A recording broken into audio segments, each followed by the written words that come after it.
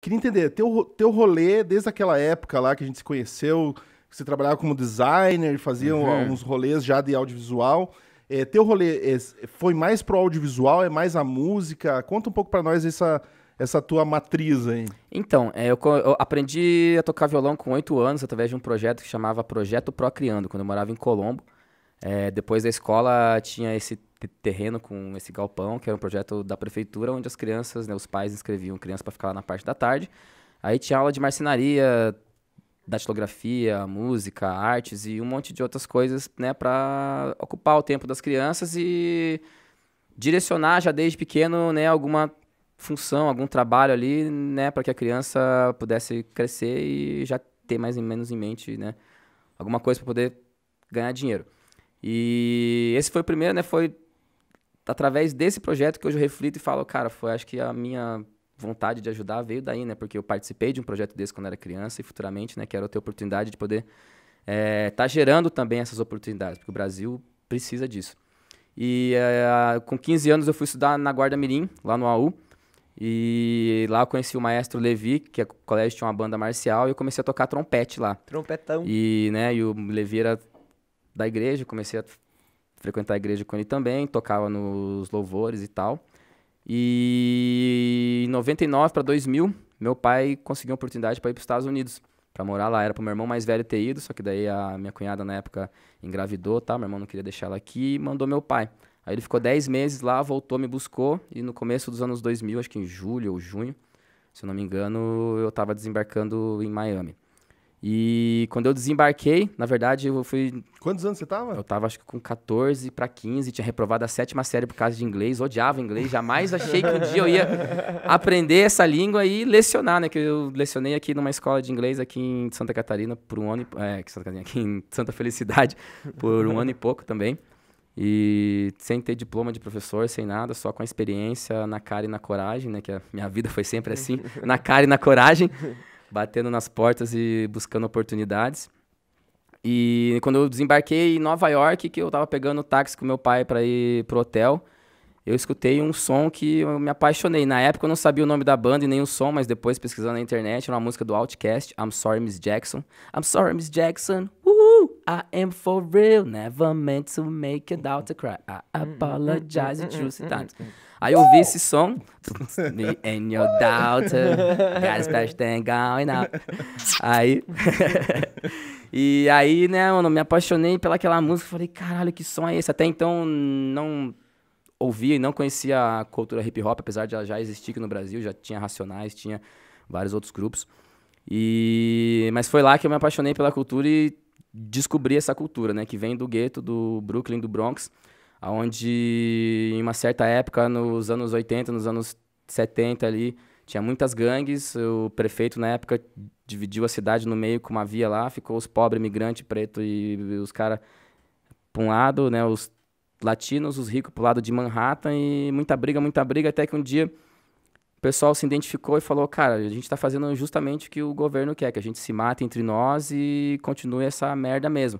Então, através dos B-boys, né, que são os dançarinos da cultura, os breakdancers, onde que se uniram com os dirigentes de gangue, o pessoal que mandava, falou assim, cara, vamos fazer o seguinte, a partir de hoje, quem tiver algum problema com qualquer pessoa, a gente vai resolver na arte, na dança. Então, se tiver um problema comigo, se você quiser provar pra mim que você é melhor que eu em alguma coisa, em vez de resolver na bala, vamos resolver na arte, na cultura.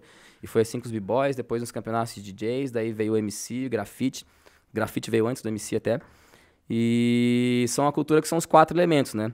E eu me identifiquei por quê? Porque é uma cultura que trabalha em coletivo. Não é só não é uma pessoa só, é um trabalho em coletivo de uma causa que saiu, né, do gueto das pessoas onde estavam se matando por bobeira e resolveram tudo através da arte. Então eu tenho isso no meu coração, que a arte transforma, seja ela o audiovisual, seja a música, seja a pintura, seja a escultura, seja lá qual for a arte, né, ela tem esse poder de transformação, de te dar esse gás, de te dar essa chama, esse fogo pra, né, você fazer, seja lá o que você queira fazer.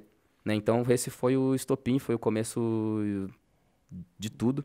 Né? Foi na música. Foi na música. E eu, né, desde criança, eu acho que desde que eu me lembro, acho que da Guarda Mirim em diante, ali de 97 em diante, foi onde que eu me lembro, assim, de sempre compor poesias, né? Eu tinha os meus caderninhos de poesia e tal.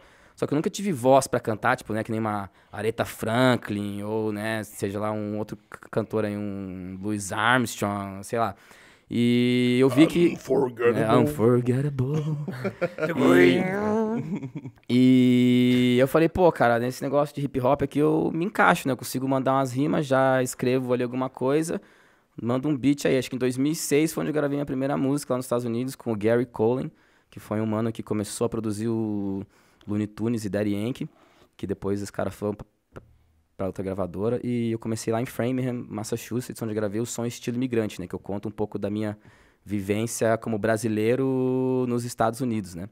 E a partir daí foi minha paixão com a música. Então começou através da música, mas eu sempre tive uma curiosidade no audiovisual também, desde criança, em saber, né, tipo, como que era feito as coisas. Eu sempre fui muito curioso, porque meu pai, na época, né, vem de família humilde, e meu pai fazia os esforços de tudo ali para poder comprar sempre do melhor. Eu gostava muito de automobilismo, ele me dava uns carrinhos de controle remoto e no mesmo dia eu já ficava entediado com o negócio, já desmontava, pegava um motorzinho, ligava numa pilha, torcia um pedacinho de plástico pra fazer a hélice, montava um Lego e já fazia um barco com o bagulho. Apanhava pra caralho, que meu pai, porra, paguei caro pra caralho nessa merda, e vocês montam, pá!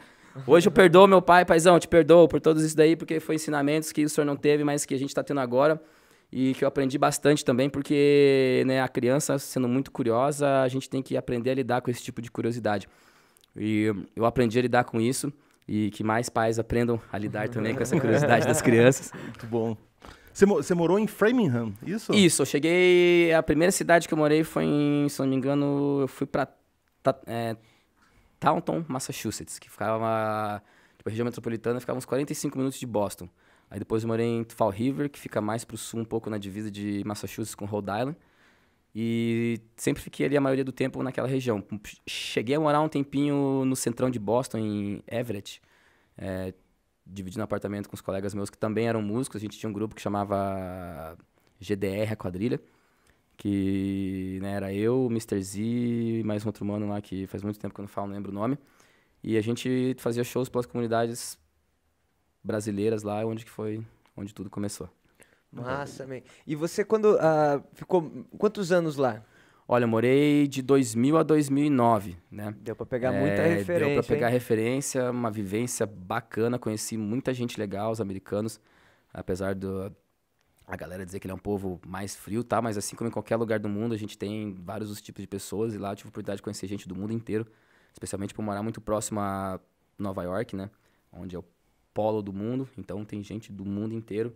E tive uma vivência legal, né? Foi excepcional, na verdade, né? Eu conheci vários lugares bacanas, fiz muito networking. Terminei o segundo grau lá também na Taunton High School.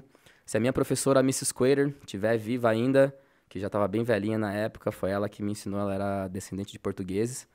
E foi com ela que eu aprendi inglês lá. Essa língua que eu jamais achei que eu tinha reprovado a 7ª série por causa dela aqui no Brasil, na escola lá no Kaiowá.